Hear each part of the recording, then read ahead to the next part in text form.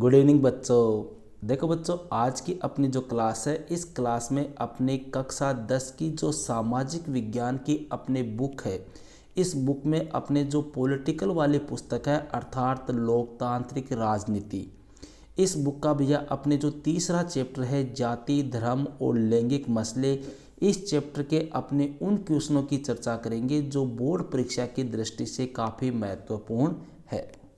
देखो, स्टार्टिंग के जो दो चैप्टर है, पहला चैप्टर था सत्ता की साझेदारी वाला और दूसरा चैप्टर था भैया संघवाद वाला। इन दोनों चैप्टर के मैं आपको ब्लूप्रिंट के अकॉर्डिंग मोस्ट क्वेश्चन उपलब्ध करा चुका हूँ। इस चैप्टर की अपने बात करें तीसरे चैप्टर की, तो भैया इस बार अपने जो 2025 की बोर्ड एग्ज़ाम होगी, इस बोर्ड एग्ज़ाम में इस बार इस चैप्टर से अपने 3 क्वेश्चन आएंगे। क्लियर है? जिनमें 2 क्वेश्चन तो आएंगे 1-1 नंबर के और एक क्वेश्चन आएगा भैया 2 नंबर का। तो अब यहाँ पर देखो, इस चैप्टर से कौन कौन से मोस्ट क्वेश्चन बन रहे हैं, उन क्वेश्चनों की चर्चा अपने यहाँ पर करेंगे। टोटल 16 क्वेश्चन मैंने इस चैप्टर से कलेक्ट किए हैं जो आपकी बोर्ड परीक्षा की दृष्टि से काफ़ी महत्वपूर्ण है, बार बार पूछे जाते हैं। तो स्टार्ट करते हैं भैया। क्वेश्चन नंबर 1, धर्म को कभी भी राजनीति से अलग नहीं किया जा सकता, यह कथन किसका है? तो भैया यह कथन जो है काफ़ी फेमस है और महात्मा गांधी ने यह बात कही थी। ठीक है। नेक्स्ट क्वेश्चन है भैया, स्थानीय सरकारों में महिलाओं के लिए कितने पद आरक्षित है, मतलब महिलाओं को कितना आरक्षण दिया गया है? तो स्थानीय सरकारें जो है भैया, उन स्थानीय सरकारों में महिलाओं के लिए जो आरक्षण है वो 1/3 है। मतलब अपने कह दे कि लगभग 33%, मतलब 100 में से 33 कौन होगी? महिलाएं। नेक्स्ट क्वेश्चन आता है, जाति पर आधारित सामाजिक विभाजन किस देश में सबसे ज़्यादा पाया जाता है? तो भैया जाति पर आधारित जो सामाजिक विभाजन है वो सबसे ज़्यादा अपने ही देश भारत में पाया जाता है, क्योंकि जो छुआछूत, जो भेदभाव, मैं जाट हूँ, मैं राजपूत हूँ, मैं कुमावत हूँ, मैं सैनी हूँ, मैं ब्राह्मण हूँ, ये सबसे ज़्यादा जो है वो कहाँ पर है? अपने भारत में ही है। क्वेश्चन नंबर 4 की चर्चा करते हैं भैया। चौथा क्वेश्चन है, सामाजिक असमानता का कौन सा रूप प्रत्येक स्थान पर दिखाई देता है? सामाजिक असमानता का कौन सा रूप प्रत्येक स्थान पर दिखाई देता है? तो भैया वह हो गई अपने लैंगिक असमानता। लैंगिक का मतलब लिंग के आधार पर होने वाला भेदभाव, मतलब स्त्री और पुरुष के आधार पर होने वाला भेदभाव। ये बड़ा अच्छा क्वेश्चन है भैया, कई बार आता भी है।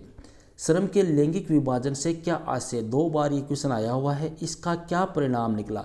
देखो, श्रम के लैंगिक विभाजन, लैंगिक का मतलब हो गया भैया लिंग के आधार पर, मतलब स्त्री और पुरुष। ठीक है, तो इसका सीधा सा अपने आंसर दे सकते हैं कि लिंग के आधार पर जो भेदभाव होता है, मतलब घर के अंदर का काम तो कौन करे? महिलाएं या स्त्रियां करे, और घर के बाहर का कार्य जो है वो कौन करे?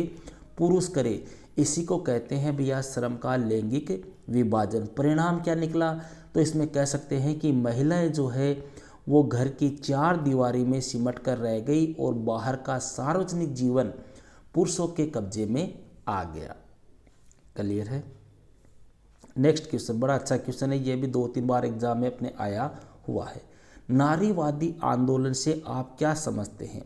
देखो, पहली बात तो ये रखना, विश्व में सबसे पहले नारीवादी आंदोलन जो चला था वो अमेरिका में चला था। अब बात आती है गुरुजी नारीवादी आंदोलन होता क्या है? तो नारी का मतलब तो आप समझ रहे हो ना, नारी का मतलब हो गया महिलाएं। तो जो महिलाएं थी भैया, उन महिलाओं ने पुरुषों के समान या पुरुषों के बराबर अधिकार प्राप्त करने के लिए जो आंदोलन चलाया, उसी आंदोलन को बोलते हैं नारीवादी आंदोलन। क्लियर है?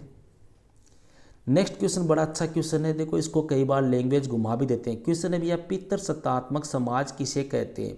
या आपको कह देगा पुरुष प्रधान समाज किसे कहते हैं? तो देखो, पितृसत्तात्मक समाज या पुरुष प्रधान समाज का मतलब हो गया ऐसा समाज जिसमें घर का मुखिया जो है वो कौन होता है? कोई पुरुष होता है, उसको बोलते हैं पितृसत्तात्मक समाज। नेक्स्ट क्वेश्चन की बात करते हैं भैया, पारिवारिक कानून का क्या अर्थ है? पारिवारिक कानून का मतलब हो गया अपने जैसे विवाह से संबंधित है, एक तो विवाह हो गया, आपकी जैसे गोद लेने से संबंधित है, तलाक से संबंधित है, उत्तराधिकार से संबंधित कोई कानून है या कोई मामला है, वो क्या कहलाएगा? पारिवारिक कानून। नेक्स्ट क्वेश्चन है भैया, जातिवाद से क्या आशय है, इससे समाज पर क्या प्रभाव पड़ता है? देखो अपने भारत में जातिवाद पाया जाता है, ठीक है। तो जातिवाद का मतलब हो गया जब कोई राजनेता चुनावी लाभ के लिए जातिगत चेतना, मतलब कोई नेता है, जैसे मान लो कोई व्यक्ति चुनाव में खड़ा हो गया, एक उदाहरण से समझते हैं। जैसे कोई व्यक्ति है, मान लो ये व्यक्ति है, ये चुनाव में खड़ा हो गया। अब जैसे मान लो ये कोई भी कास्ट का है, जैसे मान लो सपोज करो कि ये जाट है, सपोज करना है अपने को, हालांकि मैं यहाँ पर किसी पर्सनल किसी कास्ट को टारगेट नहीं कर रहा हूँ, एक उदाहरण दे रहा हूँ, ठीक है। ये जाट जाति का हो गया, ठीक है। अब ये अपना चुनावी मकसद पूरा करने के लिए, चुनाव में लाभ प्राप्त करने के लिए, मतलब एक प्रकार से जातिवाद फैला रहा है कि मैं जाट हूँ, आप मेरे भाई बहन हैं, आप मेरी मदद करना, जाट का साथ जाट ही देगा और कौन देगा। मतलब इस प्रकार से लोगों को एक प्रकार से जाति के आधार पर वह एकत्रित कर रहा है, उसको बोलते हैं भैया जातिवाद। परिभाषा के तौर पर अगर देखो अपने कहे तो कह सकते हैं कि जब एक नेता चुनावी लाभ के लिए जातिगत चेतना उकेर कर उसका लाभ उठाने का प्रयास करते हैं तो उस प्रक्रिया को जातिवाद कहा जाता है। चलिए, अब इससे समाज पर क्या प्रभाव पड़ेगा भैया? एक तो पहली बात तो अपने देश की जो राष्ट्रीय एकता है, जिसमें हिंदू मुस्लिम में जाट ब्राह्मण राजपूत सब मिलकर रहते हैं, ये क्या हो जाएगी? कमज़ोर हो जाएगी, ठीक है। और अपना जो देश है धर्मनिरपेक्ष, इस धर्मनिरपेक्ष देश के सामने भी कई प्रकार की बाधाएं या समस्याएं आएगी। नेक्स्ट क्वेश्चन की बात करते हैं भैया, क्वेश्चन नंबर 10, भारत में जाति ने किन तरीकों से राजनीति को प्रभावित किया है? भारत में जाति ने किस तरीकों से राजनीति को प्रभावित किया है? तो देखो भैया, जाति ने किन तरीकों से राजनीति को प्रभावित किया है? तो देखो वर्तमान टाइम पर कहीं भी किसी व्यक्ति को अगर उम्मीदवार खड़ा किया जाता है ना, तो वो क्या देखते हैं कि उस स्थान पर कौन सी जाति के लोग सबसे ज़्यादा है, और उसी जाति को फिर क्या दिया जाता है? टिकट दिया जाता है।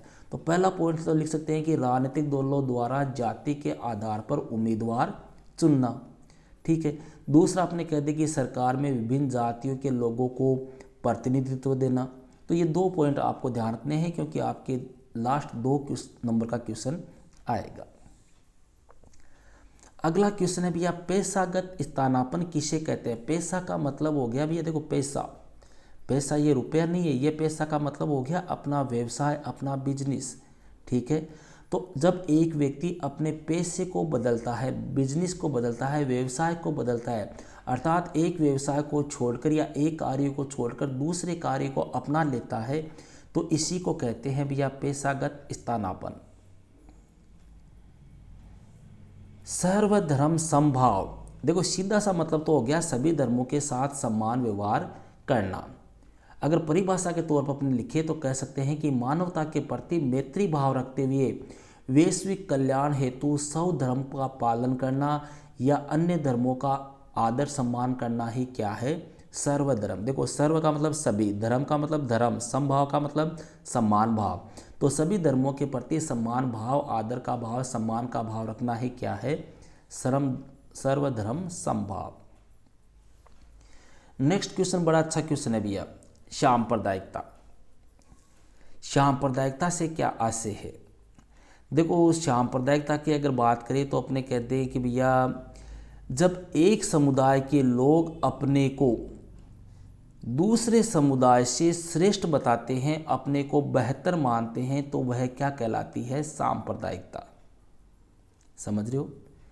अगर अपनी किताब की लैंग्वेज में बात करूं तो मैं कह सकता हूं कि सांप्रदायिकता समाज की वह स्थिति है जिसमें विभिन्न धार्मिक समूह अन्य समूहों पर अपनी श्रेष्ठता स्थापित करने का प्रयास करते हैं। देखो भैया यहाँ पर मेरा मकसद आपको डिटेल से आंसर बताना नहीं है, मेरा मकसद है केवल और केवल आपको मोस्ट क्वेश्चन उपलब्ध कराना। अब चाहे ये क्वेश्चन आप पासबुक से याद करो, चाहे किताब से याद करो, चाहे आप नोट्सों से याद करो, लेकिन इन क्वेश्चनों को भैया जब भी यह चैप्टर पढ़ो ज़रूर से आपको तैयार करना है। मेरा मकसद सिर्फ आपको मोस्ट क्वेश्चन उपलब्ध कराना है। नेक्स्ट क्वेश्चन है भैया, धर्मनिरपेक्ष राज्य से आप क्या समझते हैं? धर्मनिरपेक्ष का मतलब हो गया भैया ऐसा कोई भी राज्य या राष्ट्र जिसके द्वारा किसी भी धर्म को विशेष धर्म का दर्जा नहीं दिया जाता, सभी धर्मों के साथ में कैसा व्यवहार किया जाता है, समान व्यवहार किया जाता है, वो कहलाता है धर्मनिरपेक्ष। जैसे भारत के बारे में अपने कह दे कि भारत एक धर्मनिरपेक्ष राष्ट्र है। क्यों? क्योंकि भैया भारत में सभी धर्मों के साथ में समान व्यवहार किया जाता है, किसी भी धर्म को विशेष धर्म का दर्जा नहीं दिया जाता। नेक्स्ट क्वेश्चन की बात करते हैं भैया, क्वेश्चन नंबर 15 क्वेश्चन है भैया, जाति किस प्रकार राजनीतिग्रस्त हो जाती है, स्पष्ट करें। तो देखो जाति किस प्रकार से राजनीति होती है, देखो इसमें अपने 3 पॉइंट लिख सकते हैं कि हर जाति स्वयं को बड़ा बनाना चाहती है, इसलिए अब वह अपने समूह की सभी जातियों को अपने साथ लाने की कोशिश करती है। पहला पॉइंट तो ये हो गया। दूसरा पॉइंट आप लिख सकते हो कि राजनीति में नई किस्म की जातिगत गोलबंदी हुई है, जैसे अगड़ा पिछड़ा, ठीक है। तो इस प्रकार जाति राजनीति में कई तरह की भूमिकाएं निभाती है। तीसरा लिख दो कि एक जाति अपने दम पर सत्ता पर कब्जा नहीं कर सकती, इसलिए वह ज़्यादा राजनीतिक ताकत पाने के लिए दूसरी जातियों या समुदायों को साथ लाने की कोशिश करती है। तो इस प्रकार से जाति क्या हो जाती है, राजनीतिग्रस्त हो जाती है। अंतिम क्वेश्चन है भैया इस चैप्टर का, जातिगत असमानता दूर करने हेतु कोई 2-3 सुझाव दीजिए। मतलब जो जाति के आधार पर जो भेदभाव हो रहा है उसको कैसे दूर कर सकते हैं, ठीक है। तो सबसे पहला पॉइंट तो अपने दे सकते हैं कि अपने सर संवैधानिक जो नियम है उन नियमों का या संवैधानिक प्रावधानों का पालन करके अपने जातिगत असमानता को दूर करवाया जा सकता है। दूसरा अपने कहें कि जो अंतर्जातीय विवाह है, ठीक है, उन अंतर्जातीय विवाहों को ज़्यादा से ज़्यादा प्रोत्साहन दिया जाना चाहिए। तीसरा अपने कह सकते हैं कि शिक्षा का अधिक से अधिक प्रचार प्रसार करना चाहिए, लोगों को जातिगत असमानता के बारे में बताना चाहिए, उनको इसको दूर करने का प्रयास करवाना चाहिए, ठीक है। तो इस प्रकार के उपाय अपना के अपने जातिगत असमानता को दूर कर सकते हैं।